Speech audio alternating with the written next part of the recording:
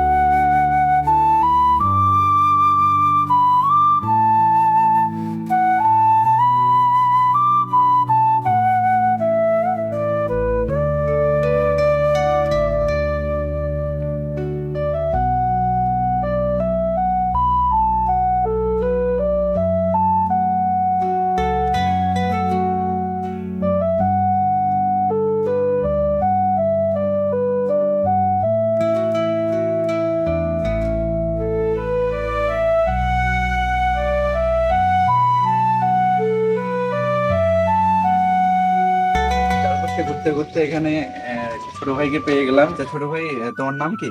নাম মোহাম্মদ আরা হচ্ছেন। মোহাম্মদ আরাফ হোসেন। তোমার বাসা কোথায়? গ্রামে তো। তো তুমি এই জামে মসজিদের এখানে কি করো? আমি এখানে লেখাপড়া করি। লেখাপড়া করো? আচ্ছা, তো এখানে কি কি বিষয়ে পড়াশোনা করা হয়? এখানে কোরআন, আরবি ব্যাকরণ, আরবি ব্যাকরণ। তো তুমি হচ্ছে হাফিজ লাইনে পড়ো না? হাদিস। হাফেজ। তাহলে এখানে মাদ্রাসাও রয়েছে? হ্যাঁ। আচ্ছা, ঠিক আছে। তো ঠিক আছে ছোট ভাই, ভালো থাকো তুমি। হ্যাঁ।